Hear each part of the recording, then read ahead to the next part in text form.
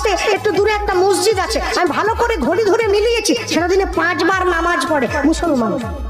ভোর 5টায়, দুপুর 12টায়, বিকেল 3:30টায়, বিকেল 5টায়, সন্ধ্যে 7টায়। একদিন, দুদিন, 3 দিন, 1 সপ্তাহ মিলিয়েছি, নামাজের সময়টা 1 মিনিট এদিক ওদিক হয়নি।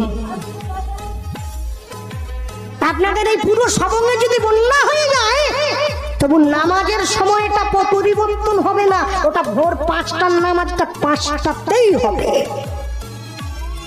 কিন্তু দুঃখ কি, নরঘাট ব্রিজটা ফেরোতে গেলে ডান দিকে একটা মুরগির দোকান আছে, ওই দোকানটার নাম হচ্ছে শ্রীকৃষ্ণ ব্রয়লার সেন্টার। গোটা 110, কাটা 220। আমার কষ্ট হয়, তোমার নাম নিয়ে মানুষ কসাইখানা খুলে ফেলেছে। 1 মাস ওরা রোজা পালন করে, সকালবেলা সূর্য ওঠার আগে মুখটা ধুয়ে নেয়, একটুখানি খেয়ে নেয়, সারাদিন উপবাস না খেয়ে থাকে, সন্ধ্যেবেলা একটু জল আর খেজুর খেয়ে উপবাসটা ভঙ্গ করে। পরে কি খাবে সেটা বড় কথা নয়, 1 মাস তো পালন তো করে।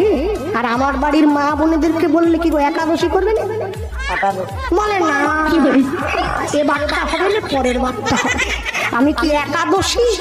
বাকিরা সবাই দোষী, সবাইকে নিয়ে মরবো।